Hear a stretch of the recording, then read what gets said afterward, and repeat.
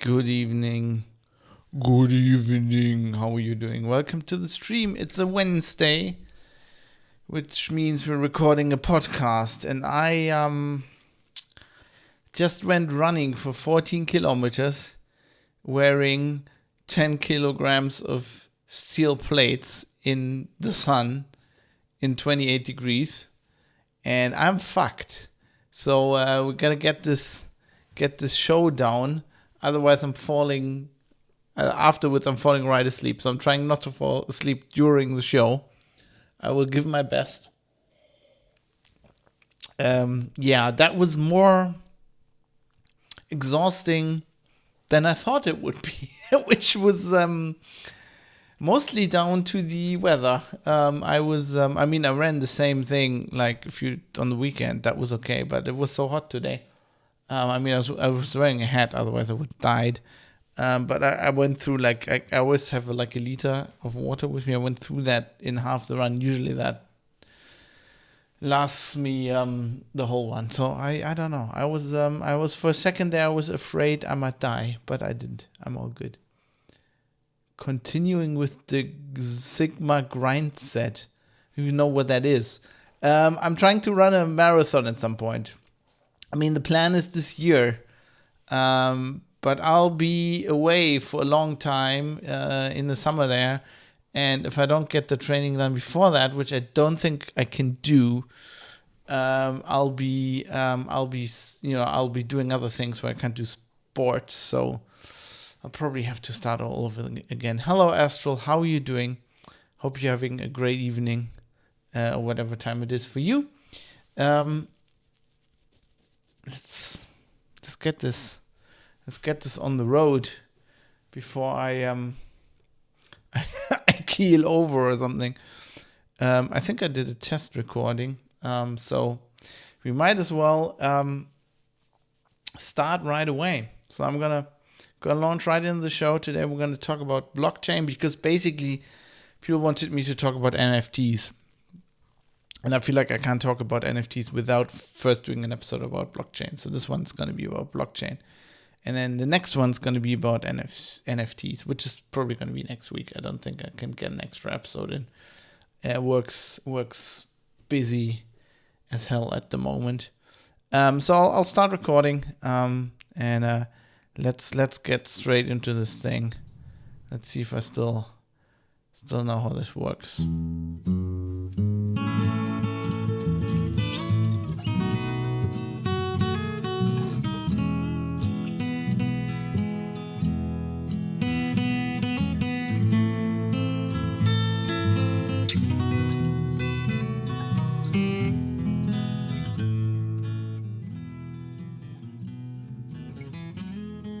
You're listening to The Private Citizen, a podcast for critical thinkers. This is episode 117 for Wednesday, the 11th of May, 2022. Blockchain Basics. Hello everybody, my name is Fab. I'm coming to you live from the beautiful Düsseldorf, on the Rhine, on the River Rhine, in Germany. I'm your host, as always. It's indeed beautiful today. It's wonderful weather. It's like warm, like summer. It was a very lovely day today. I had a lot of work to do today, but I managed to go for a run earlier in the sun. And now I'm completely wiped. I'm like done for. So I'm gonna get this podcast down for you, and then I'm gonna go to bed. But I don't know what time it is for you, so let me not get you down. You might have a full day ahead of you as you're listening to this. Today we're gonna listen to me talk about blockchains. We're gonna talk about blockchains. So I had several requests to talk about NFTs, and that is certainly a topic that is on vogue right now, and one I am happy to analyze. But I think to do that, pretty much we need to first talk about blockchains, because you might be listening to this and not know what a blockchain is, how it works. Don't worry, you'll know this after this episode. And yes, as you can probably tell if you downloaded this and you looked at the description or you went through the show notes, privatecitizen.press, where all the show notes are for all the episodes, including this one, you will have gathered from my introductory text that I am, I wouldn't say I'm not a fan of blockchains. I think I'm not a fan of many of the ways that people are trying to sell you blockchains, pretty much, or that blockchains are being used for right now. So I'm going to talk about that today, and then next episode is going to be NFTs. I'm going to talk about NFTs once we have this down. It'll probably be next episode. Will probably be next Wednesday. I'm incredibly busy. It's not getting any easier. It's just getting more work. But I'm trying to get an episode out for you here once a week. So so next one's going to be about NFTs. Maybe before I start into the topic, just as a little background, I been very involved into researching blockchains and Bitcoin early on when we were doing Linux Outlaws. I actually it was one of the topics that came up. This was like very early. This must have been like 2011, 2012, maybe even earlier.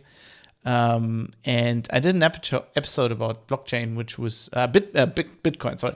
Well, we talked about how me and Dan talked about how blockchains work as well in that one, and then explained Bitcoin, which was one of the most popular episodes of the show. We actually had people send us Bitcoin, and we sold them back then for a pittance, just to cover some server costs. Had I kept those Bitcoin I got back then for the show, I would, and I'm not joking, I would be a millionaire right now. But I didn't, because I don't know anything about money or investing, so never listen to any advice from me on cryptocurrencies or any investment related stuff. In my household, this is something my wife handles. This is why I became a journalist, because I'm not good with that kind of stuff. But anyway, I was very early on looking at this technology. I actually wrote, when I went to CT, my first real story, when I went to Heise in Germany, my first real story for CT, which is Europe's biggest tech magazine, and it's an institution in Germany. And this was in 2013. One of my very first stories actually ended up to be the cover story, where me and a colleague who has since also left Heise and has gone on to get a PhD in mathematics. He did the math part, because I'm shit at math as well. We explained how Bitcoins and blockchains worked. And I thought in 2013 that was like an old hat. But it turned out to be like really the first in-depth article on this, at least in Germany. I think, at least at that level, which was kind of pretty cool. Anyway, so I have a history with this kind of stuff, and I might be, the fact that I might be a millionaire right now, had I been a little bit more better at predicting the future.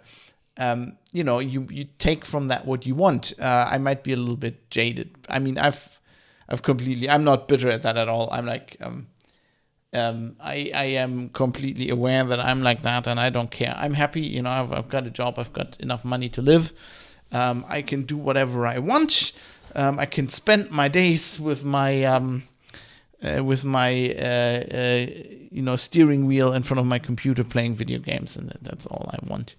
And make a little bit of money and have people support me for my podcast, and that's perfect. Anyway, so with that, a little bit of a backgrounder, just so you know where I'm coming from. Let's talk about what a blockchain actually is.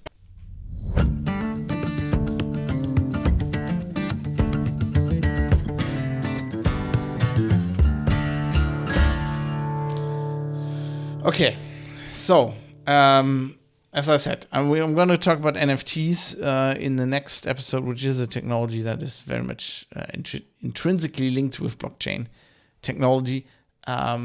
So as a basis, this episode should serve to explain to you what a blockchain is, how it came about, what it's being used for. But let's first look at, how a blockchain works, what it is. And you might approach it in a way where you say a blockchain is basically a cryptographically signed database. Just as it has a twist to it. So if you do software development or an open source enthusiast, you might know Git, which is a version control system developed by Linus Torvalds, who's the guy who invented the Linux kernel and Linux. That turned into the operating system we now know as Linux, as Richard Stallman would say, GNU/Linux. And Git is such a cryptographically designed signed database. Sometimes they call them cryptographically secured databases. Basically, how it works, a database is, you might know this if you know SQL or anything like this. A database is a collection of records. And in a normal database, you can delete individual records, and generally nobody will be any wiser, right? I mean, something like SQL or other databases do have like an ID that usually counts up that you can kind of tell that their records have been deleted, but you can never know what was in those records, or it's just not designed in a way to make sure that then nothing gets changed or deleted. And in a system like Git, where the Git is a version control system where you track changes to code base, right? And every change gets entered into the database. So you have a code base, you at a certain point, and your Git commit will be, I did this. I changed this file in a certain way. And then somebody else or you maybe do another change based on that. And what you don't want is like one of these changes in the middle go missing.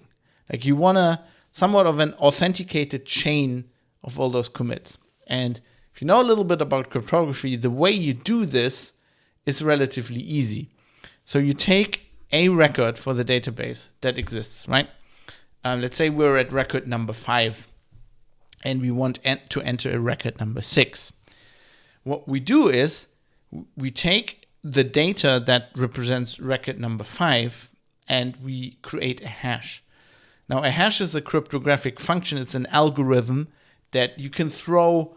It's generally designed so you can take a huge load of data, right? You could take Shakespeare's collected works, throw it into this hashing function, and it spits out a relatively small string. Like, let's say, I don't know, what's the normal length for this kind of thing? 64 characters, maybe. And what this does is basically if this algorithm works correctly, it guarantees you that when I throw in Shakespeare's collected works in this version that I have, I always get this same string out.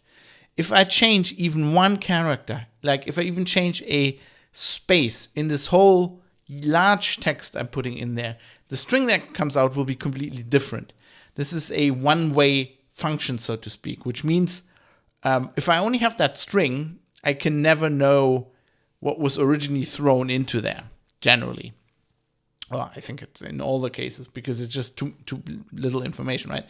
So that 64 character or 28 character string or whatever it is, however the algorithm works, is always the same for the Shakespeare's collected works. But with that, I can't. If I only have that hash, this is the resulting string is called the hash. If I only have that hash, I can never reconstruct Shakespeare's collected works, right? It's a way of condensing a large amount of information into a manageable size, and a way of figuring out if any bit of that information changes. It basically makes sure that whatever was in there hasn't changed. So what we do is we take the record number 5 and throw it into a hash function.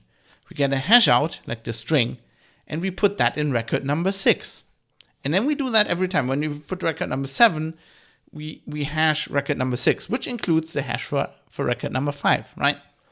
Which means if somebody, this is a digital system, right? Somebody could go in the database and change, they could delete a record, which, we have a chain, so we know that's been deleted. But what's more important, they could change, like even one, like for example, in the code base, you don't want this to happen, right? I commit something, I'm a committer, I'm trusted by somebody to work on the code, and I do something. Somebody hacks in there and changes my code and puts a backdoor in, right? What we can make sure is if we look at the hash in record number 6, we can take record number 5, and if somebody changes that, right, a year later, we take what's supposed to be record number 5, we throw it in the hash function, and if it doesn't match the hash that's in record number 6, we know somebody's tampered with the database. That is all a, cryptographically signed database. It's once you get that idea and once you figure it out, it's a relatively simple thing.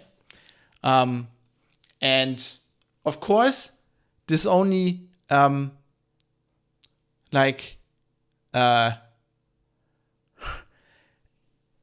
kind of only protects like things in the middle, right? So if I get access to the actual, let's talk about Git. Let's assume we're talking about Git.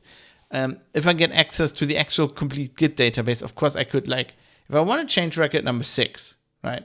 And we're up to 28 now. I could, change number 6, redo the hash, then change number 7, redo the hash. So I'll fake everything from that point on forwards in the chain. If there's only one Git database, there's no way of preventing that. Git kind of protects against that because it's supposed to be a distributed system, right? I have a version on my computer and I have a version in GitHub or whatever. And if I'm a large company, hundreds or even thousands of people have local Git databases of this code base. So somebody who goes, let's say we're talking a large open source project, code base on GitHub, and somebody goes and hacks into GitHub and changes one little, puts a backdoor somewhere in the code, and has access to everything and can do anything, and then fakes the whole, puts that in a commit a year back, and then regenerates the whole commit history, everything, the whole database basically from that point, to hide it. That would immediately raise alerts, because somebody who's been working on this code base for a year and has this whole, the original history of all those hashes on their desktop Git database, if they go and do a change and check it in, Git would go, well, there's a conflict. My database doesn't fit with the one in GitHub, right? And then the guy goes to his colleague, and then we figure out, okay, everybody's local database is the same, just somebody changed something in GitHub. So that's how Git gets around this. But generally, there is, with these databases, there is a central authority, right? You can protect certain things in this database. You can protect the integrity against changes and stuff like that, as I explained. But generally, you assume that there's a canonical database, or that somebody has access to the database, and it's controlling access, that somebody is trusted, and that source has a trusted version of this encrypted database, and then everybody, it's cryptographically secured, and then everybody can just compare. And as long as you have a trusted source, the trusted source might be, let's say, if it's an open source project, it might actually be the one in GitHub, or it might be the consensus, right? It might be we have 500 developers all over the world. GitHub gets hacked. Now we have 499 databases that agree and one that doesn't agree. But there's always a central authority. And basically a blockchain is the same thing. A blockchain is the same thing as this kind of database, except it solves one more problem. What if we have a problem where we cannot trust the central authority?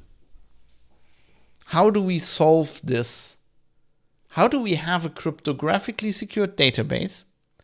That can be distributed, but that's not new. Git databases, for example, are distributed. All kinds of cloud technology. You have local databases that sync up with other databases, peer-to-peer. I mean, this is not new. But what happens if we cannot trust the central authority? And that's basically where the blockchain was invented. I mean, the blockchain, I think, was proposed by, wasn't it Berkeley? It's always Berkeley guys. I think a Berkeley guy in the 80s, maybe even the 70s. Actually, if you go to the show notes, privatecitizen.press, there's a link, of course, to all the stuff, and there's a Wikipedia article on blockchains. And apparently, yes, David Chaum, a cryptographer, proposed a blockchain-like protocol in his 1982 dissertation. Computer systems established, maintained, and trusted by mutually suspicious groups, which, it's kind of solving the same problem. But, the blockchain as we know it was basically popularized by Satoshi Nakamoto, who is not a real person, but a pseudonym or for a person or a group of people who invented Bitcoin. And to invent Bitcoin, they came up with this idea of the blockchain as we know it today. Because Bitcoin has a very specific problem. Bitcoin is a very politically charged idea, right? Untypical for a lot of tech, inventions. This was from the beginning a very political invention. Bitcoin says, what if we have a currency, and the fact that it's digital doesn't really actually matter that much. That's just to solve the problem. What if we have a currency that's not controlled by a central authority? Because generally a currency is always controlled by a central authority, usually the central bank in a country. The US Fed is in charge of the US dollar, or, a central authority for several countries, the European Central Bank being in control of the euro, for example. And if we don't want that, because of course that brings with it certain, powers, for example, like states have powers because they have currencies, right? They can print money. I mean, this is a thing that goes back to, I don't know, the British Empire, and then the king going, we need to finance this war. Let's create more money, and then that causes inflation. And I'm not a specialist on economics, obviously, as you could tell by my intro there earlier. But that's a thing. That's how currencies usually work. And this Satoshi Nakamoto, or this person or group of people, said, how would the world change if we had a currency that wasn't controlled by a state? And then, there's different things built into actually Bitcoin about, how to not have inflation and stuff like that. It's actually deflation built in and all these kind of things. But I'm not going to go into that. This is not an episode about Bitcoin. It's not an episode about any other cryptocurrency. I don't really want to wade into that minefield if I don't have to. And as you can tell from my intro there, I'm probably not the most qualified person to do so. So let's not do that.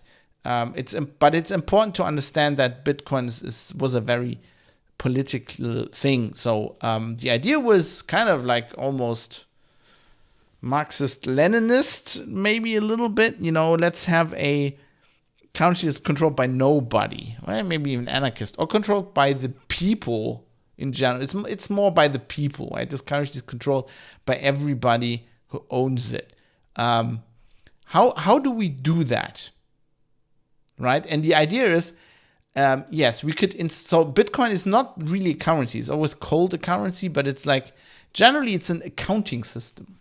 That's more apt, right? It's a ledger. It's like a big book, and it has entries. It goes like, this person owns that many Bitcoins, and then that person goes, okay, I'm going to send half of my Bitcoins to that person. And I'm saying persons, these really aren't persons, these are like addresses you can send it to. A person can have multiple addresses, which gives you a certain point of, anonymity, at least as long as you stay in the system and, don't have payouts and stuff like that. But so it's an accounting system. It's a way of moving a digital kind of currency, right? Kind of digital numbers, basically, around from one account to another. And you know, the idea was, hey, why don't we have like a cryptographically signed database that records all this, which is basically what a blockchain is. It's a chain of blocks. Blocks being the, you know, objects in the database entries that we talked about, and the chain being, it does the same thing. It takes the previous block, the previous entry in the database, and hashes it and puts that information into the next block, which means, you know, you can't manipulate blocks in the middle because you would immediately detect this. Now, it doesn't have a central authority, so it just has this. It just creates this. Somebody creates this database and then mirrors it. Like everybody who participates in the system has their own database, which is why, you know, if you want to really be sure, you know, you don't have to in day-to-day use of Bitcoin, but like the people who are invested in the system, who are keeping the system running, they need to download the complete blockchain before they can start, right? Because you need to check everything back to the initial, like the Genesis block or whatever it's called, where Satoshi said, okay, this is like I'm God of the system, I'm creating the first Bitcoin, and then I'm buying a pizza with it or whatever you did. So you can do that, you can distribute that, but you have the problem that like who's in charge, right? If with Git you have like people who are allowed to commit, and those can change the database, and you have canonical places where this database is stored, and same with other cryptographically signed databases. There's an assumption of somebody owning the thing and somebody having rights and giving rights to other people, not everybody being allowed to change stuff. With the blockchain, anybody can change anything. So how do we make sure, like, it's nice to have a cryptographically authenticated chain of data that I have, but what prevents anybody else from just copying it and changing stuff, right? So if it's a ledger of money, basically, and it says like this address, which belongs to Fab, has like 5 Bitcoin, and then somebody just goes, no, actually, Fab only has 3 Bitcoins, and those 2 Bitcoins belong to me. Like, what prevents somebody from doing that? And that's basically where the idea, the invention of a blockchain comes in. I'm gonna just do this very high level, right? I've linked a good Wikipedia article in the show notes on Private Citizen Press if you want to go into details. And if you speak German, you can even look up my CT article from. I should link that in the show notes, shouldn't I? I'll do that. I'm just gonna see if I can find it. Let me just see.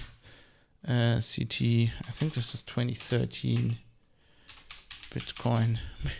Let's see if I can find it. If I just search that, probably not. Okay, I'm on like bloody English Google, so I'm not gonna find that. I put some German words in there. Sorry, this is like a live. I don't know what the article was called back in the day. But if I put my name in it, I must be able to find it. Oh, it was CT 2013, page 146. Währung im Kollektiv. I'm gonna link that. So if you wanna, that explains it very in depth. It's old, but it's nothing really. The numbers in there were like playing around with like 1 Bitcoin. That's like the examples. That's a bit crazy these days. So basically high level. How does this work? What you're doing is in a normal cryptographically secure database, you're taking the previous record, you're hashing it, and then you're putting the hash into the next record. Now, a hash is basically, I put Shakespeare's collected works in, and then get like that is a pseudo random string that I get out. Like it looks like random noise. And normally that's okay. Like if you do git commits, you will see like the commit hash is just like A1659FDC, whatever.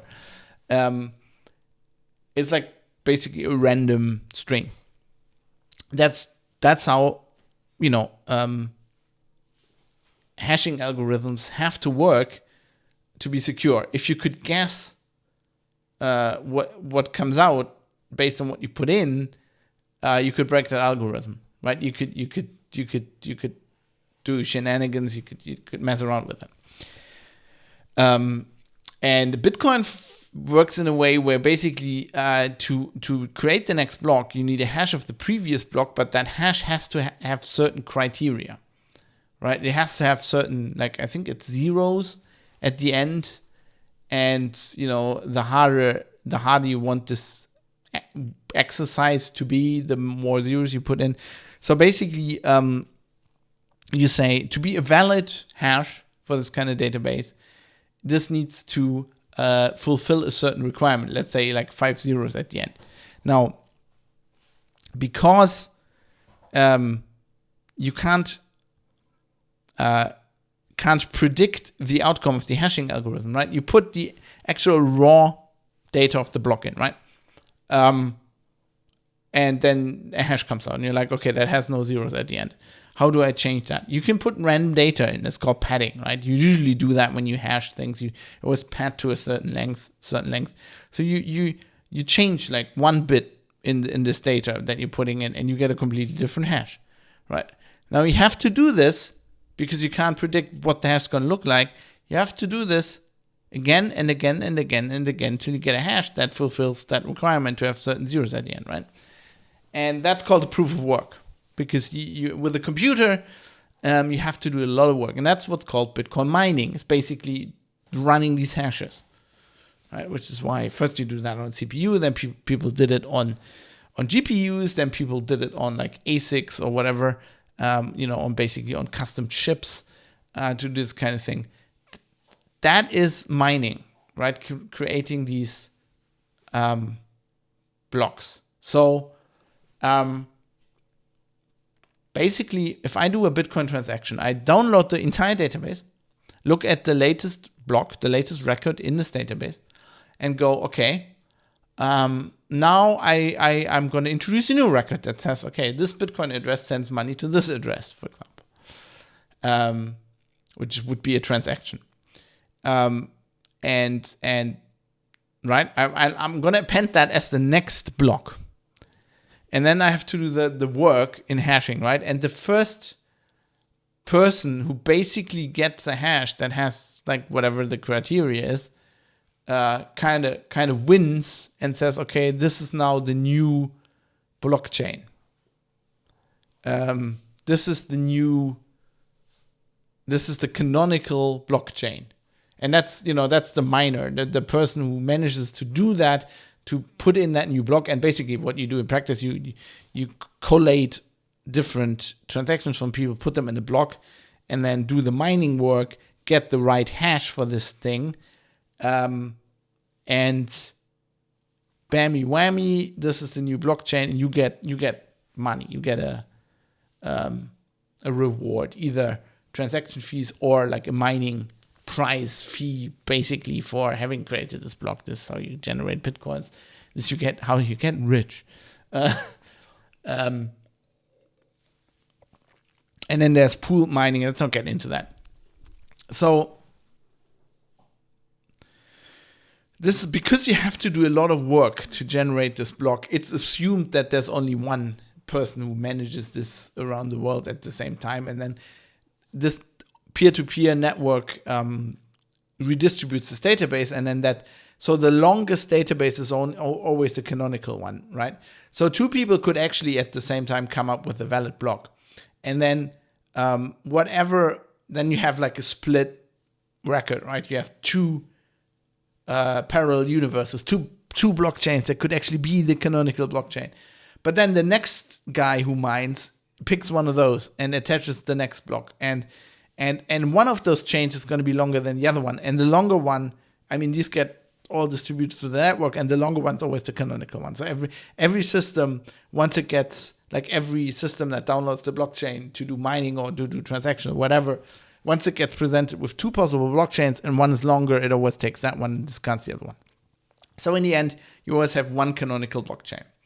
This is a very ingenious system that enables you to have a cryptographically signed database that is, as far as we know, is cryptographically bulletproof, is distributed, and it generates itself. It's like the system, it's like a huge algorithm, and everybody who participates in this, engages with this system, is part of this collective almost of computing power that generates this blockchain, and there's nobody in charge. Now, there is this 51% problem you might have heard of, which is anybody who controls 51% of the mining power of the planet can theoretically, because this is just a brute force thing. Like creating that is a brute force problem. It's because it's basically random. It's pseudo-random technically, but let's say it's random. The person that can throw the most computing power at this problem will always control the blockchain. So if somebody manages to collect 51% of the computing power, they will theoretically control the blockchain. That is a problem. There are solutions to this problem. Let's not get into that too deep. Generally, if the system works, we have this ledger, this distributed record of transactions, and blockchains can be used for all kinds of other things. We'll get into that, but it's generally always a record. It's a database. It's a distributed database, and it's controlled by nobody, which is great and ingenious. And that's what a blockchain is, and that's how it was invented. It was invented for Bitcoin, because Bitcoin, as a political project to create a currency that is not controlled by a state, a company, there were, back in the day, there were companies basically having their own currency, company scrip. Sometimes you come across this in science fiction again. You have, this was like, Wild West, American West, like railroad company, and they had their own currency and shit like that.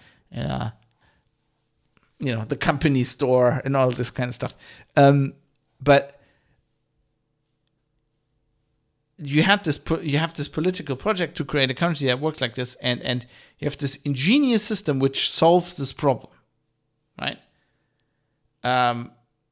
With this proof of work, this brute forcing of these algorithms, which creates a monumental waste of computing power.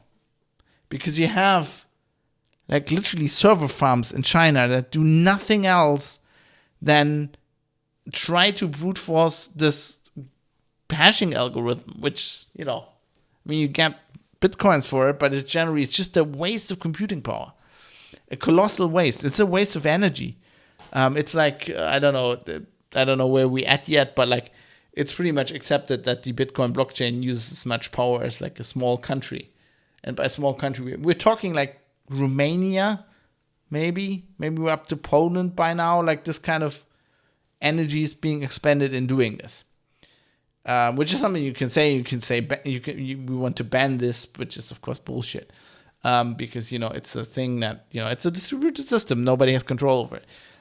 There are solutions to this. There are ways to change this proof of work. There's, especially for cryptocurrency, there's a thing called a proof of stake, where basically you don't have to do that work, but like it's regulated by stake, by people having an ownership in the currency, and this works on the assumption that somebody who has a stake in the currency, who owns a lot of the currency, has an inherent interest in the currency being stable, right? So they are somebody who's not going to mess with the currency. And I'm not going to go into how that works.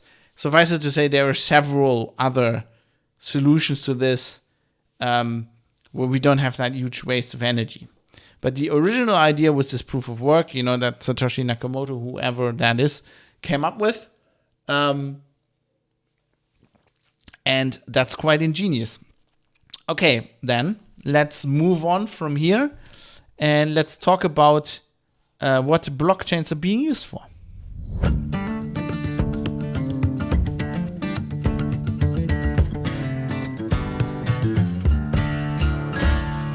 So of course, first we got Bitcoin, right? That's what it's.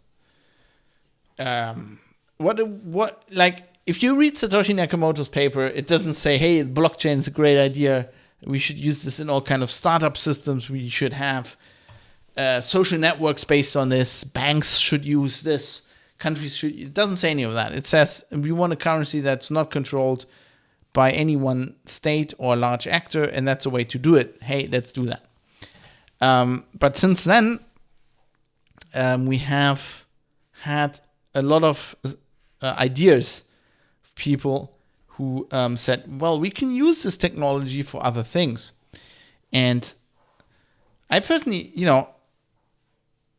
I just to give you a little bit of a personal note here. I'm neither a fan of Bitcoin nor am I against it. I think it's a great social experiment. I think it's a good idea. As a historian, currency always been based on being controlled by a state or somebody like that, a large entity. I think it's a valid idea to try and change that. It has issues. This might be even another episode at some point where we talk about Bitcoin and the issues with Bitcoin. But generally, I'm neither like, this is going to save the planet, this is great, this is going to save all of us, it's going to save capitalism or change it or whatever. I'm neither on that camp nor am I on the camp like, this is a stupid idea, let's forbid it, it's dangerous. It's just there, and I think it's interesting. I also think blockchains are an interesting technology, an ingenious technology. It's actually one of the, people throw the word invention around a lot, especially in Silicon Valley. I think a lot of things people think are inventions are not actually inventions. This is a genuine invention. I mean, it's based on something else. It's based on cryptographically signed databases, but it is an invention. It's a great idea. How can we do that without it being controlled by a central authority? That is cool. But Silicon Valley being Silicon Valley and startup culture being startup culture, you have salespeople involved, right? As Astro C says, I'm obviously streaming this live on Twitch as I do when I record these things. Now how can we use that as a buzzword, right? Salespeople come in, and this is coupled with it's not only a salespeople fault. This is IT nerds' fault as well. I've been a professional journalist and a tech journalist for over 10 years now. I've written and I've looked at and talked about tech for much longer. I mean, I've been ever since I had a computer, got my first computer in '89. I've been very interested in this and I've been following all this kind of thing. And I've things and inventions, and I've noticed this tendency with fellow nerds. Maybe because I'm a nerd, I'm a geek, but I'm not a typical nerd. I didn't study anything with involving information technology. I'm shit at math. I studied humanities. I'm generally more interested in I think it's Vox who calls it the intersection between people and technology, or society and technology. That is what I'm interested in. I'm much more interested in that than in the math behind a certain technology. I mean, I'm comfortable looking that up and researching it and trying to understand it, and often understanding it sometimes with some help. But that's not what I find interesting. I find interesting what it does to people and how people use it. So I'm a bit of a different kind of nerd, right? Also, I wear bow ties and I feel like I have more style than some of the more typical nerds and people that run around Silicon Valley and do software development, stuff like that. So I'm just different than those people. And I've noticed this tendency in these people, in a lot of, I don't want to generalize, but this is a definite tendency that many of my friends actually also exhibit, people I would consider friends, especially friends on the internet, who are these kind of techie people. Techie people tend to see technical solutions as solutions for all kinds of problems. You know, when the SARS-CoV-2 pandemic hit, people were like, oh, we can use apps to track this. And this was a huge topic for me on the show, where I said, had that episode with Tante, Jürgen Goether, who's also a techie guy, but we were both basically going, so flatten the curve thing and using technology. Maybe technology is not the way to solve this problem. It's a very human problem. It's a societal problem. It's a biological problem. You can't solve this with Bluetooth tracking, probably. And I think we're right. I think history proved me right on that. On that note, but I noticed this tendency a lot. Like, in all kinds of situations, the Ukraine war right now, everywhere.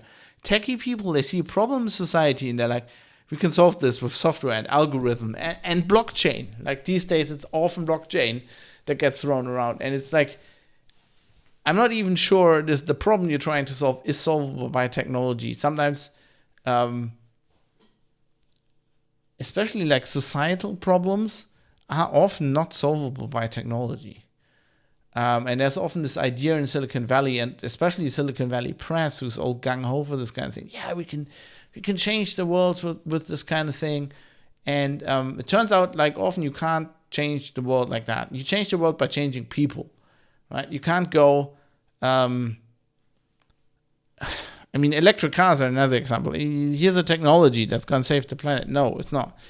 If the problem you're trying to solve, which I'm not convinced of entirely exists as you think it does, you won't solve this with technology. You solve it by... So if people use too many resources, which is the problem you're trying to solve, you don't solve this by making cars use different resources or less resources, right? You solve it by changing people.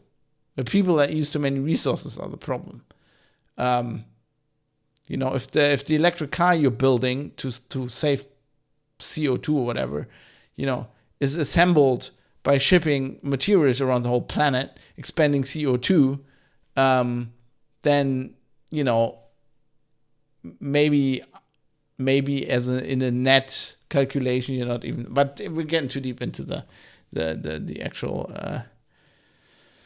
example here. That's actually not what I want to do. I just generally, there is a tendency with techie people to think that technology is a kind of savior and just improving technology or inventing new things will solve these problems. And blockchains are a prime example for this.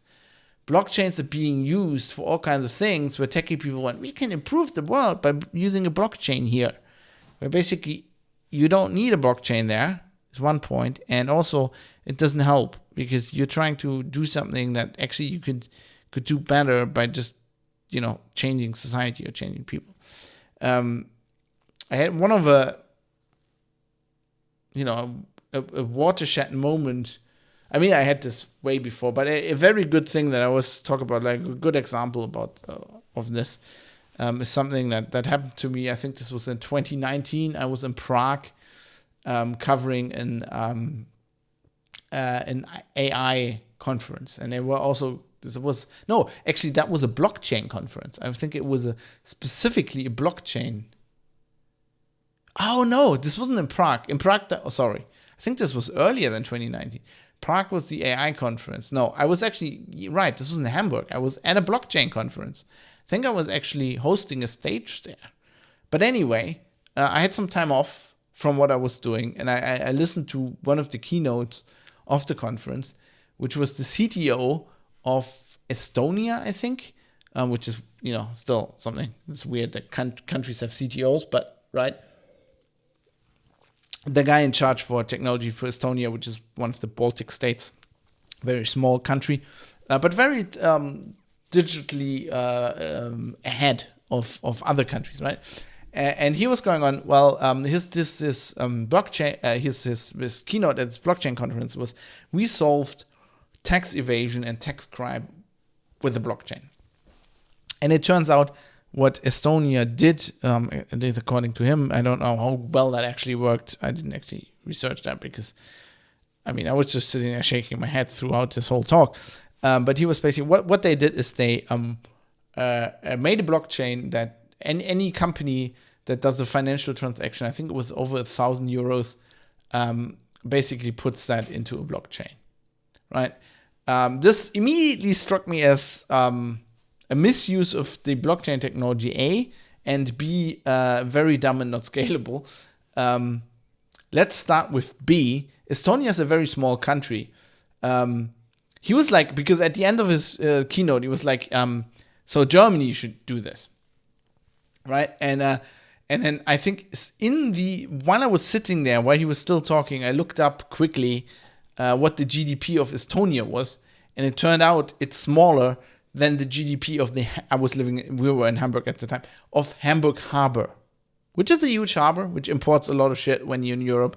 A lot of stuff comes from China to either Hamburg or Rotterdam and then gets shipped on, right? So if you're in Denmark, let's say, and you're buying something and, clothes or an iPhone or whatever, and that originally comes from China, then it probably passed Hamburg Harbor. So there's a lot of business being conducted there. But still, it turns out that, there are German, I think VW and BMW together, has more financial turnover than Estonia in a year, right? So if you scale this all to Germany, you're just imagining they put all their financial data. If you consider every company that does a financial transaction more than 1,000 euros in Estonia compared to in Germany, it's just such a huge amount of data. Your blockchain would just fucking explode, right? That didn't make any sense to me. That is totally not scalable. Also, there were ethical issues with ethical and business issues with you're making public what every company does at any given time, because it's in a public ledger, right? All of these issues. But there's an immediate issue when they say a technical issue when he said we're doing this in a blockchain. I was like, why are you doing this in a blockchain? What you're doing, I didn't talk to the guy. Maybe I should have. Maybe I was a little bit too humble. Maybe I should have explained to him why it's a fucking stupid idea. Why are you doing this in a blockchain? This is information that companies in Estonia, I don't even know if they have that blockchain still. This was a few years ago. But let's assume they have. That a company, if you're in Estonia and this is all wrong, please let me know. Private citizen or press contact details in the show notes. I'd be fascinated to hear what's going on. But I'm going by what the guy did. He was the CTO of the country, so I'm assuming he was, at least for the time, kind of correct. So you have a government agency that has, this is tax day in Germany. That this is an office, right? This is the what's the IRS in the US, right? So you have a government authority that all the companies submit this data to, that then puts that in the blockchain. Why? Why do we need a decentralized database? They could just have a database. It's tax information. You have to trust the government anyway. Right? You're paying taxes. It's not like you have any recourse there. And then we're like, okay, this completely destroyed tax fraud. What destroyed tax fraud was putting all financial transactions of every company into a public database, or not even into a public database. I don't think that doesn't even matter for the tax fraud. Giving the government, and this is another potential economic and legal and whatever issue, giving the government information on every transaction that any company does in your country. Of course, that's gonna eliminate tax fraud, right? Because you found a company and you don't have any data then they're like, what are you doing? And then like as soon as you do anything with another company and they submit their information and you don't, the government can go like, where's your information? I mean, in Estonia, which has a tiny GDP, in Germany, like you could send all this information to the government. There's not enough big data and AI and whatever to actually make heads or tails of it, because it would just be so. I mean, I would be in there, like my little fucking Fab Industries, which isn't actually really a company. It's just me being on my own, a freelancer. Like I do transactions at over €1,000, right? I'd have to every month. I'd have to tell them, okay, I just sold these stories to. Like, I mean, it's ludicrous, but it's a very good example for a stupid idea for a blockchain. Other ideas are banks going, yeah, we have a blockchain. Like, why do you have a blockchain? Like, why does Deutsche Bank have a blockchain technology? Like, the idea is it's a bank and they are in control of the money. So the reason why blockchain was invented was specifically not for this. You do not need a blockchain for this. You need an authenticated database. And you're in charge anyway. Same as like private blockchains. Private blockchains are idiotic. Just have a database. Have a distributed cryptographic designed database. I mean, you're using this for a company or an organization or even a country. Somebody's in charge, right? Somebody per definition has control. And so I put something in the show notes. So the basic guideline to remember here is if something doesn't strictly need to be under decentral control of the public, and not even decentral, like of the public, right? You can have decentralized systems that actually I misspelled this in the show notes. I have to fix that. Not decentralized. Sorry for that. Bumping the microphone. Anyway, fixing the show notes. Private system or press. I'm very proud of my show notes. If something doesn't strictly need to be under decentralized control of the public, using blockchain technology is dumb and probably more costly, and we're talking money, time, effort, energy, or all of the above, or some of the above, than using other technologies. It doesn't make any sense. If you're dealing with a problem where somebody's in charge anyway, or a group of people is in charge, I mean, decentralized social networks are a good example, right? That like there are some out there now with blockchain technology, and I never understand why I stopped researching this. I read into one or two, and I'm like, why? Like the only reason they use blockchain is because you can put that on a website, and some investors who don't know what the hell a blockchain is, I guess, go like, oh yeah, a blockchain, I heard about that. That's the technology of the future. Give those people money. I assume that's how it works. Because you can have decentralized systems like that without a blockchain. I mean, we had Identica and Status.net and all of that. We have we have IRC, we have email. These are all decentralized systems that work without a blockchain, because this whole idea that you need a blockchain to be decentralized is bullshit, because you can be decentralized in creating a system, a protocol, let's say, where everybody can run their own servers, for example, right? I mean, the internet is decentralized. You have HTML, you have HTTP, you have UDP, you have all these, you have all protocols and all these kind of layers and all this shit, and then everybody can just put a website on there. And if it works like it was intended, then, I have my own server, and it's at my home, where it's not how it works technically, but, could work like that, and then you can't do anything about it. And that's a decentralized system, right? Or you have your own Identica server or your own Matrix server. You set that up. And then that is under your control, and you federate all the information. You in a peer-to-peer version, maybe even you spread all the information around, and you don't have to have a blockchain. Like, putting social media information in a blockchain is the dumbest idea I've ever heard, because a blockchain per definition is unchangeable. If I put anything in there and the next block gets validated and then we're on to the third block, then you can't change that block anymore. So if I do a post on the decentralized Bitcoin blockchain Twitter or whatever it is, the anti-Musk fucking open source nerd social network, then I can never get rid of it anymore, right? I can never change. I mean, on Twitter I can change it, but like, I mean, there are like significant issues with this. There are legal issues with it. I mean, the Bitcoin blockchain chain actually has these legal issues. For example, in Germany, right, we have laws against certain things like the swastika flag or the greeting Sieg Heil, right, which is is banned under the Grundgesetz unless you're explaining something like I do right now, or you're like in a historic context or in a educational context, then that's banned. So if and I think somebody did this, if you write that into the blockchain, then literally the blockchain, the Bitcoin blockchain, is banned in Germany.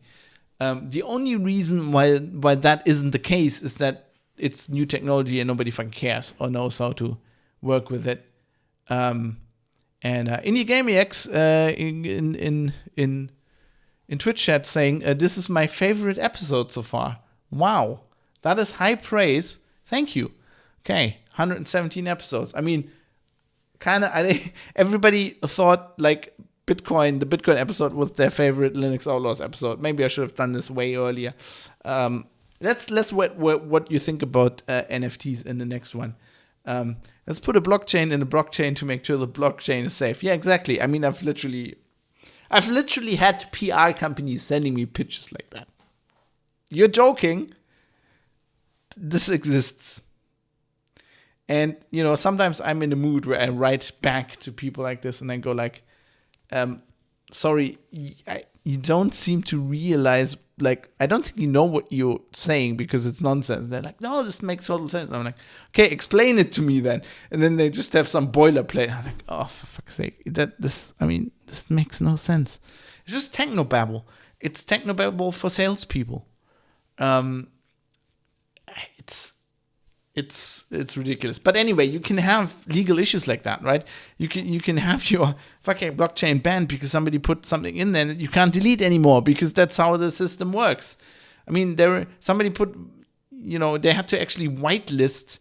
Somebody put a virus, like a really old virus, prank into the Bitcoin blockchain, and then that got detected by antivirus software. So they had to, there's all these kind of issues. So there are just. A blockchain was a very specific solution for the problem that Bitcoin had.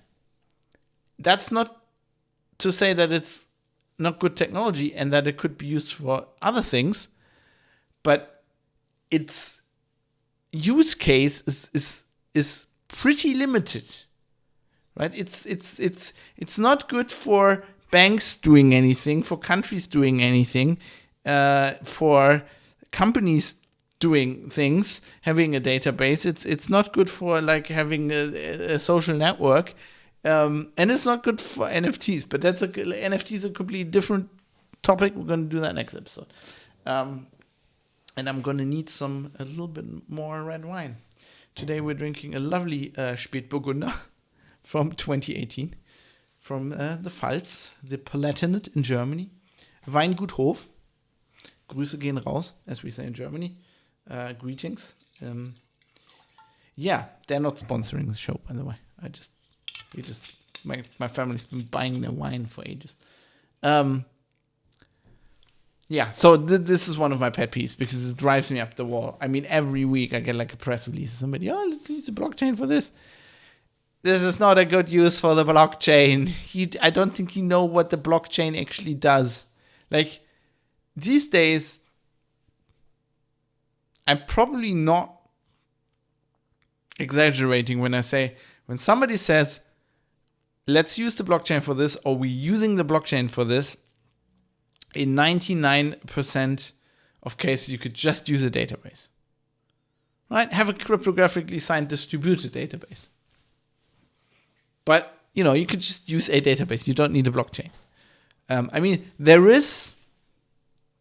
are, other cryptocurrencies, things that do smart contracts, and then where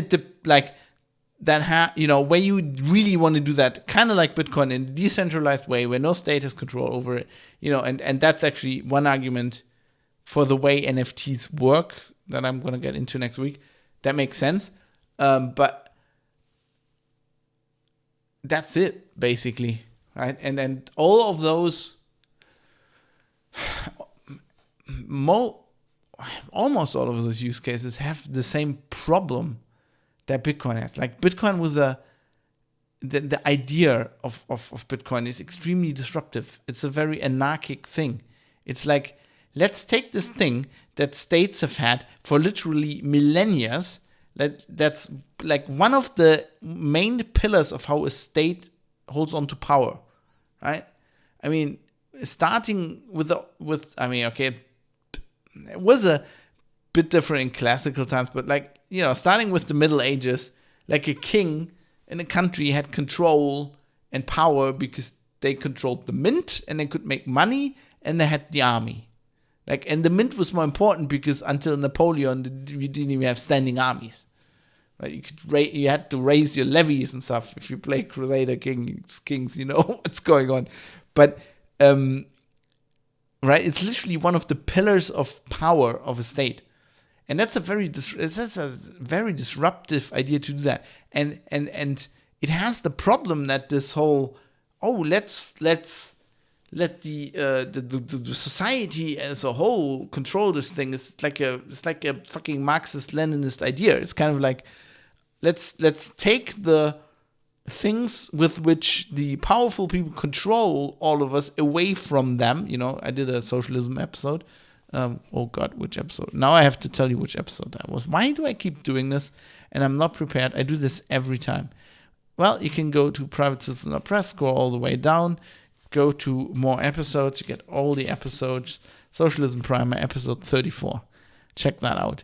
Generally a good idea that turned into shit. Kind of like the blockchain almost. But it has the blockchain has this problem, and all the use cases have this problem where states don't like it. Yes, I don't know, fucking Ecuador, whatever, is a currency and all that. It's an official currency, and all the Bitcoin fanboys or the blockchain fanboys are like, and thus the future has begun and the march for no. Right? A fucking state like Germany will never do anything like this, because having a currency is how we control is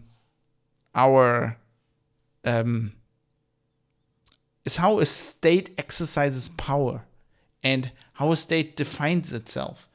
Just look at the European Union and I know the euro itself has nothing to do with the European Union, really, but de facto, look at the European Union before the euro and how it exercised power and how much power it could exercise.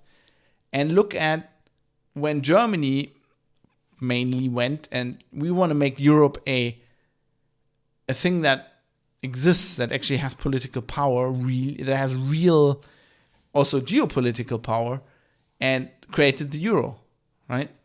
And look at how much collaboration between countries, especially economically, but in peacetime, that's where everything flows from, basically. And since there's no war within the European Union, or has never been, that's how everything is. That's how power is exercised, right? And just look at that, and just imagine that's taken away again.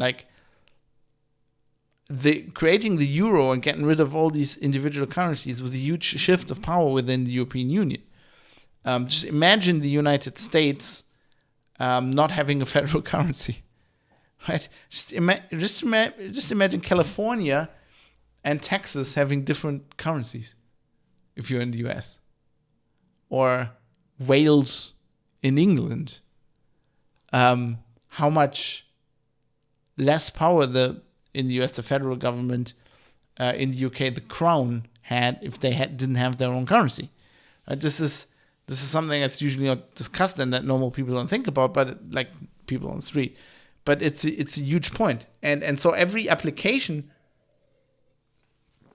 of a blockchain, by definition, if it's used correctly, right? If it's used in a situation where you couldn't just use a federated, cryptographically secure database, if it's actually a use case for a blockchain, it has the stigma because with this use case comes like nobody has control of it. Like this Wild West, even though it is not really that, but that's what politicians it's an uncontrollable thing, right? No country that isn't fucking, was it Ecuador? Like no country that actually has a functioning economy that it wants to keep control of wants to lose control over its currency. And it's the main reason why some countries in Europe didn't go with the euro, for that specific reason. So, right, it has this stigma, right?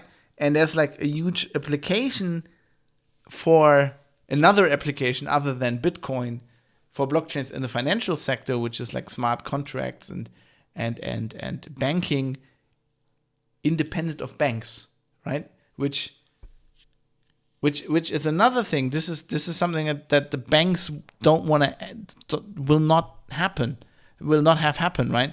At the very most, they will like embrace and extend it, like Microsoft back in the day, that kind of approach, because it's like banks not having like control of banking, like that makes banks useless, right? And if you're a bank, you don't want that.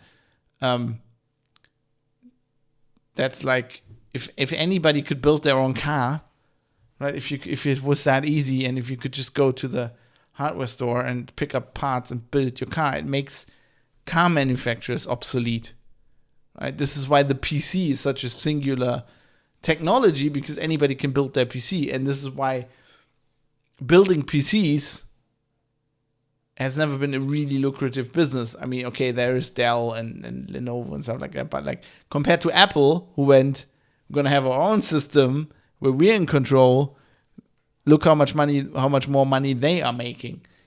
And companies and anybody who wants power, and economics is essentially power, wants this control and will never go to this application of blockchain. So blockchains are this thing where it's like, it's a genius invention.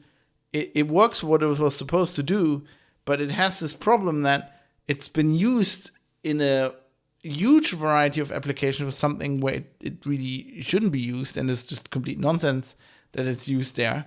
Just somebody got sold something.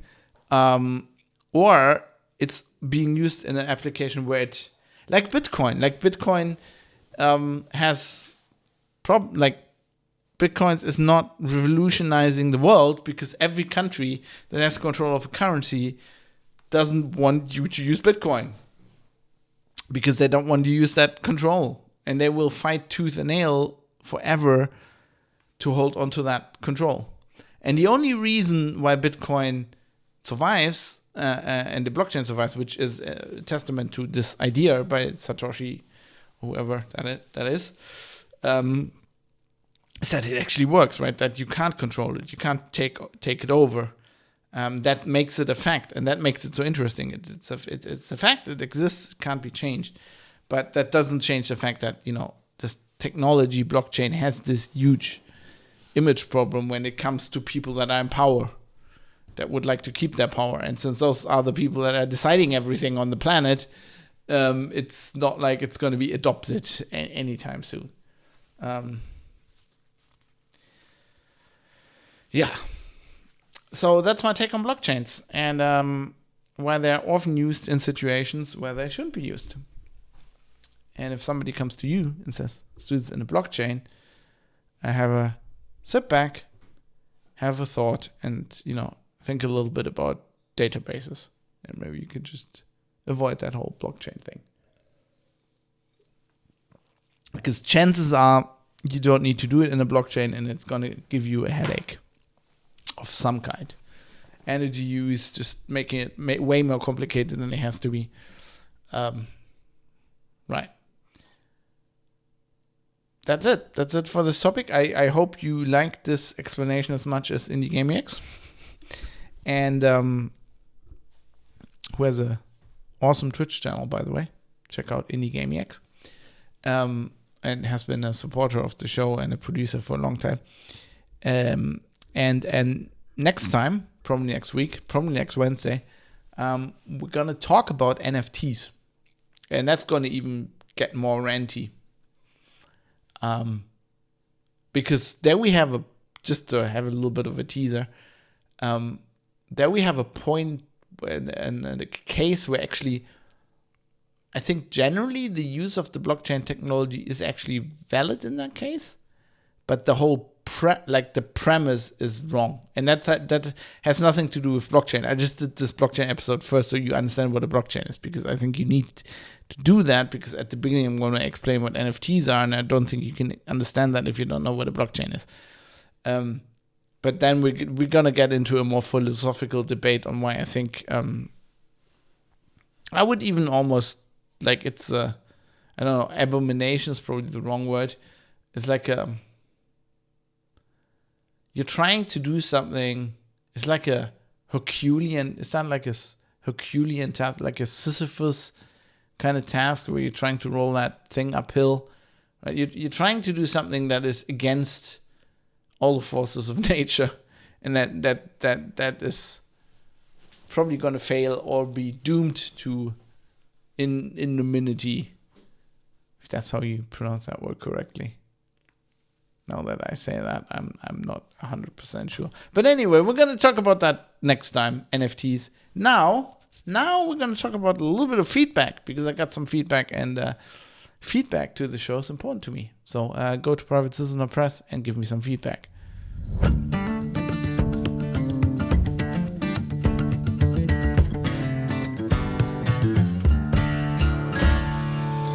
And we did have some feedback on the forum, forum.fab.industries. That's a general forum for all the stuff I do, but it has a private citizen section there, and we have some nice discussion there with the producers. Some very interesting things. Today I learned something about Sidney Crosby that I didn't know, and I know a lot of things about Sidney Crosby. Go Pens, by the way.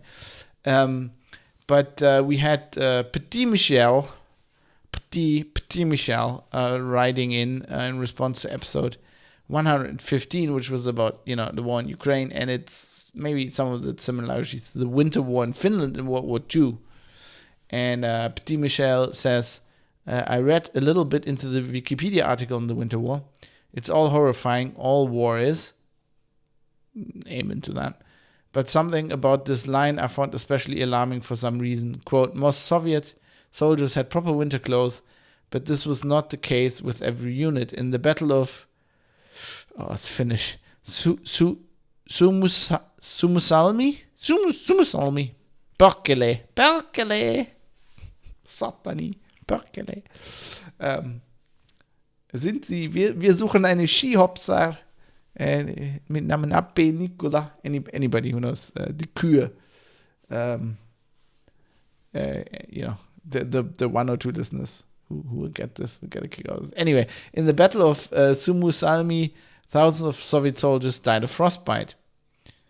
And to this, Petit Michel says, maybe it was a past experience I had with a broken down Chevette, the Trans-Canada Highway between Swift Current and Moose Jaw. This is such a Canadian story.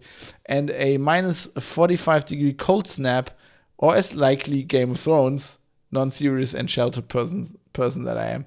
Yeah, frostbite is very serious. I mean, there are many stories from World War II of German soldiers. I mean, a lot of this is, of course,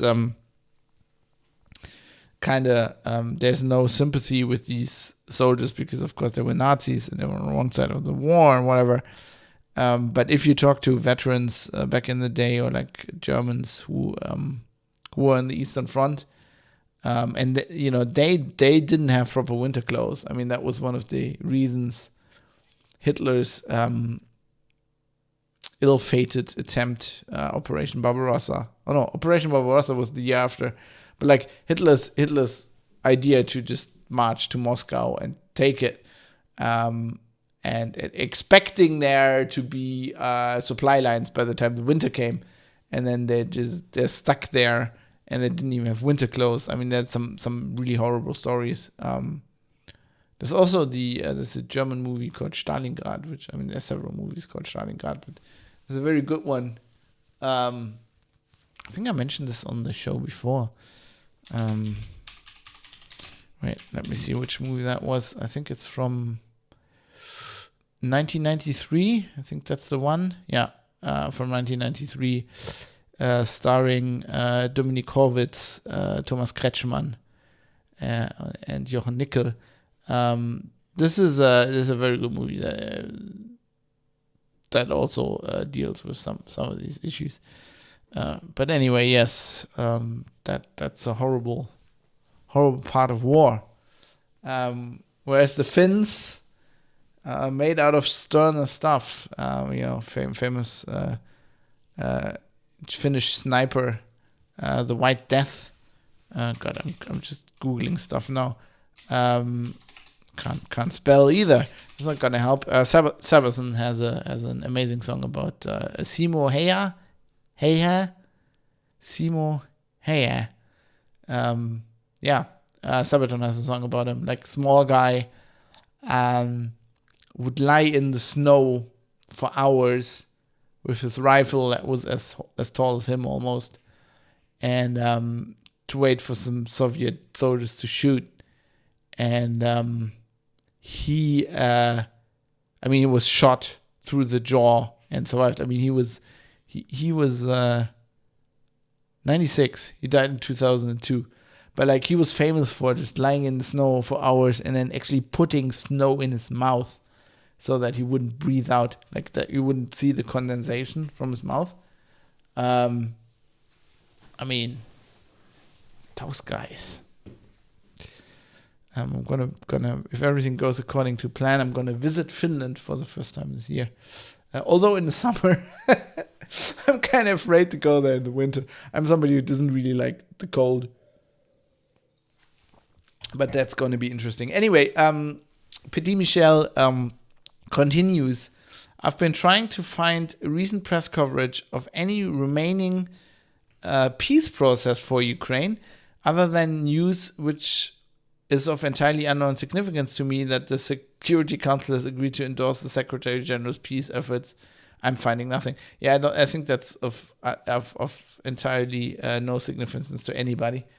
Because it's the UN Security Council. I mean, the geopolitics impact is about zero. Did the efforts once reported about Turkish, Israeli, Pakistani, or other heads of states to drive forward negotiations all evaporate? Obviously, Blinken and Austin, so this is the US guys, aren't helping with their now publicly stated goal to use this war to weaken Russia's military capability. No, I completely agree with you. I mean, I've been pointing this out from the beginning that there's very little efforts at peace. I mean, there were efforts at peace by like, as you said, Turkey was reported quite a lot, but not by like the NATO countries. Yeah, or Germany. I mean, I would expect Germany to be like as a German, who looks at our constitution and our history. I would expect us to be on the forefront, especially when our history of reconciliation with Russia, during the Cold War and after, to be involved in this and to be involved with finding peace. Instead, we are sending artillery pieces to Ukraine. We're training soldiers in Germany, Ukrainian soldiers, how to fire these. And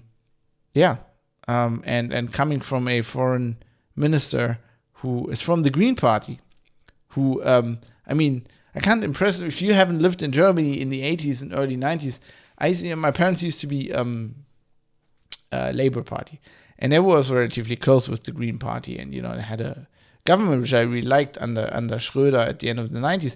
But I can remember like going to like a May Day parades with my parents because, kind of thing. My dad was in the party and was a politician and stuff. And you'd go to these parades, and there was these green people, and they always have like sunflowers. Like literally, they have some, and they're like, some of them are like the most stereotypical hippies. Like some of them have like dreadlocks and fucking, and they're like, peace, And it was going on about peace. This whole party had like two like ideals, right? Like ecological, like climate. I mean, this was before climate politics was a thing, but like ecological politics, the Green Party, like protecting nature and peace. This was literally their thing. And under Schröder, there was like this important thing where the foreign minister was also green, Joschka Fischer, and they were like, very strongly opposed to us getting into the war in Iraq. It was like, Afghanistan's fucking enough. Let's not do this. And Schröder then at the end decided to not do it, which was a very, very smart. I mean, it was a completely realpolitik decision, but it was one of these things where, if you actually follow realpolitik because the voters want you to, then you're actually doing the right thing at the end. And he was doing the right thing. And now you have a Green Party who suddenly is sending tanks. I mean, Der Spiegel, for all of the, scorn I heap on their journalism, sometimes they have really good headlines. And they had like, like in their last, it must have been their last issue or whatever. So the party's called Die Grünen, which is German for the Greens. And they had like a Photoshop montage of like the foreign minister in her like Strandtürk, plate carrier. And then one of the other party guys with like a anti-aircraft thing over his shoulder. That was actually photoshopped. I think, Baerbaum is actually sporting the Strandtürk when she's down there. But like, it had like these three green politicians, and the headline was just Die Olivgrün. So the olive greens, basically the camouflage, because that's also green. It's a very, very good headline, very on point. And it's one of these things where like the Greens were always a party where like in the late 80s, early 90s, there was like, we're different, we have ideals, kind of like the Labour Party in Germany was back in the 1900s.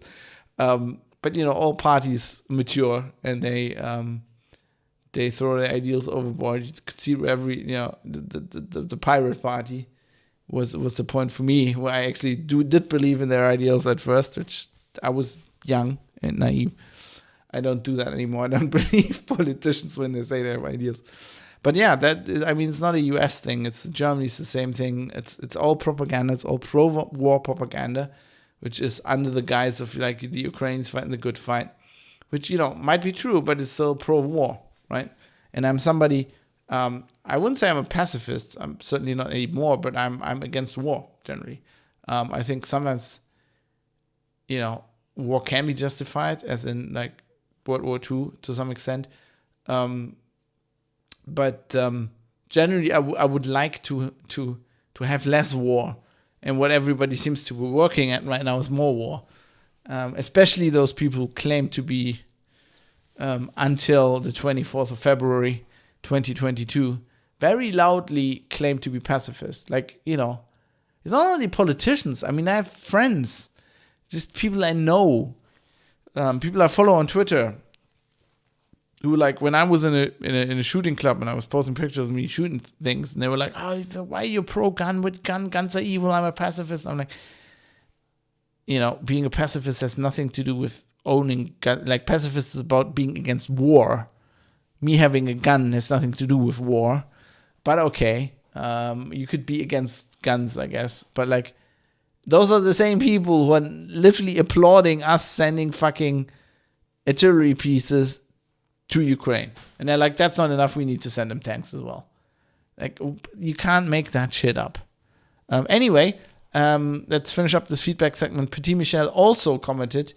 So I was on episode 116, I was kind of using the left as shorthand, and I said it's shorthand and it's an incredible oversimplification, and it's not really good that I do that, but I kind of have to do that.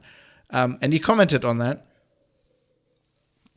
He had a much longer comment, which is well worth reading. I put a link in the show notes, privatecitizen.press/episode/117. But I want to pick out one sentence that he posted, which is just, this is almost an aphorism. Like, you could print that in a book of aphorisms.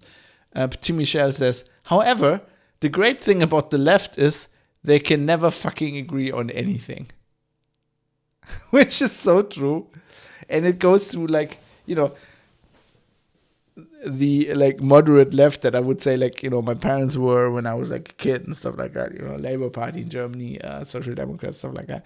And it goes all the way to the beginning of Marxism, Leninism, when fucking Lenin and the guys and Trotsky and fucking Stalin are sitting like, and then they're creating the Soviet state, and all the Soviets and all the bureaucracy, and they couldn't fucking, they had meetings.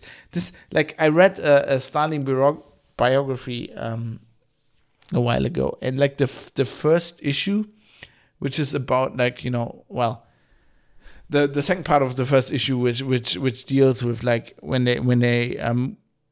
they basically win the revolution and they start setting up a state, and it's like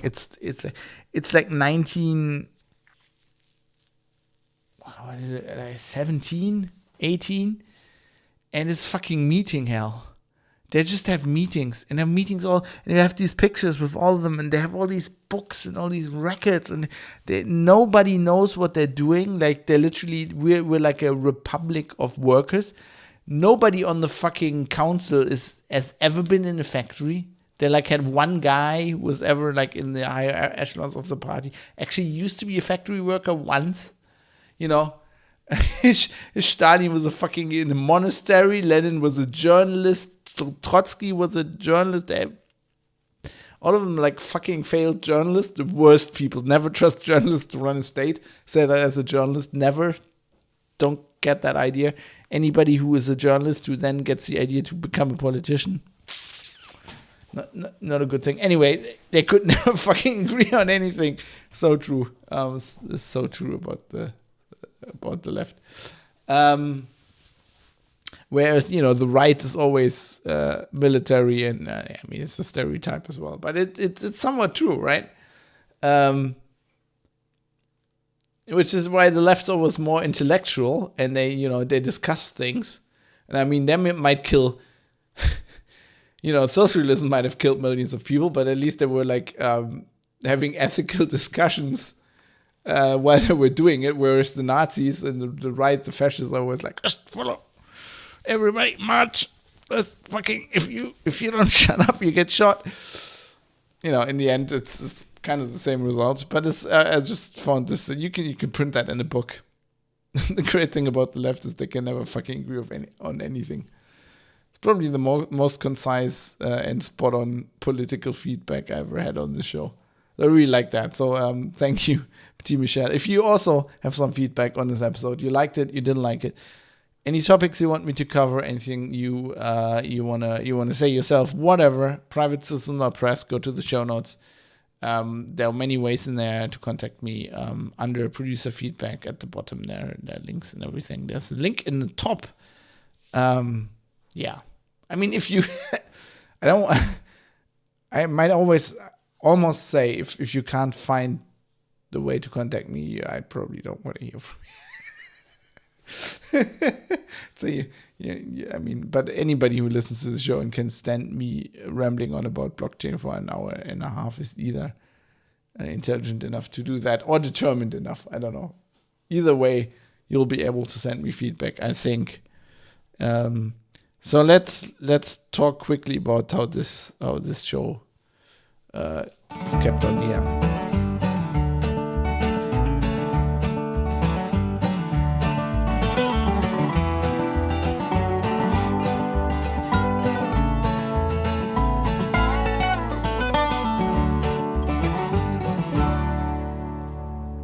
Kept on the air by you, because God knows nobody's gonna buy it's gonna advertise on something like this.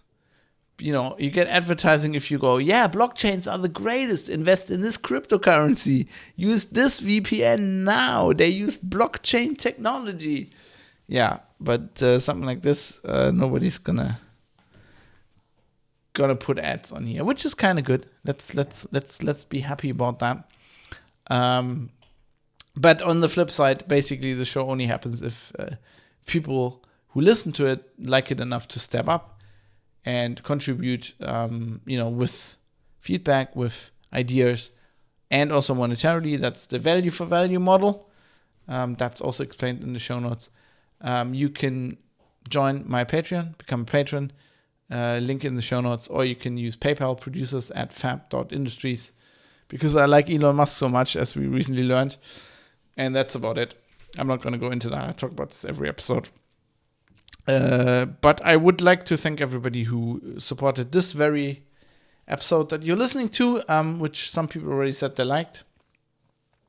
So thanks to Georges, Steve Hose, Butterbeans, Rodane the Insane, Michael Small, Jonathan M. Hede, Michael Mullen Jensen, 1i11G, Dave, Jaroslav Lichtblau, Jackie Plage, Philip Klostermann, IKN, Sandman616, Bennett Piata, Lat, Mode 7, Rizal, Kai Sears, Joe Poser, Avis, Dirk Didi, Fadi Mansour, who's also in chat earlier, I think I saw on Twitch, David Potter, Mika, Cam, Mr. Amish, Dave Amrish, Ricky M, Barry Williams, Jonathan, RJ Tracy, Rick Bragg, Captain Egghead, Astral C, Robert Forster, Superuser D, No Reply, and Crunkle. And also thanks, speaking of Twitch, my voice giving out, thanks to my Twitch subscribers, because I stream this live on Twitch, so they kind of support this as well. So thanks to Mike the Dane, JonathanMH.com, Galtarin, El Terrestrius Jim, Redeemer F, Bacon the Pork, Mode 7 is unavailable. And Jonathan 4747, possibly a Star Trek fan. Nice tidbit, 47, most used number in Star Trek. Well, at least from TNG onwards, it's everywhere. It's like kind of an in-joke, which is why I like the number 47. And also thanks to Bytemark at bytemark.co.uk, the UK cloud hosting company that are providing the hosting for all these audio files for the podcast, and I couldn't do the show without them, so thanks to Bytemark. I've had too much wine, I can't talk anymore. Time to get out of here. See you probably next week for an episode on non-fungible tokens, NFTs. Until then, I'm going to play us out with a song, but also have to mention the theme tune because, I like to give credit where credit's due. And that song I licensed from Raul, as Dr. Disrespect would say, Kabizali. Acoustic Roots, it's called. I love it. It's very mellow. It's become synonymous with this show. I hope you like it too. And I'm going to play us out because, we were talking about the blockchain, which is like tech and hipster and high tech. So I picked this out a song, which is synthwave. It's called MX7000 by Lupus Nocte. So if my limited Latin serves me right, the Night Wolf of the Night. Thanks everybody for listening. See you soon. Aim to misbehave and Sapere Aude.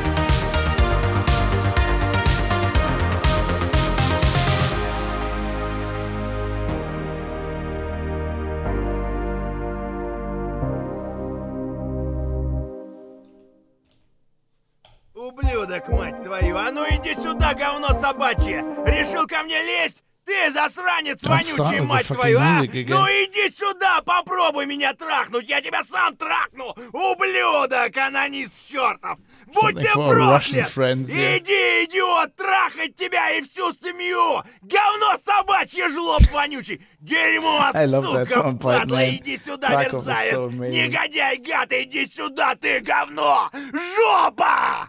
Anyway, with that, I'm gonna patch you over now to Miss Magpie. I'm gonna run away. I need to end the show, and I need to go to bed because 14 kilometers, 10 kilograms, 28 degrees sun has fucking killed me. Yeah, so I'm gonna patch you over to Miss Magpie, who is playing Escape from Tarkov using weapons I approve of. Her fucking, I don't know, she's got a game set up. It looks like fucking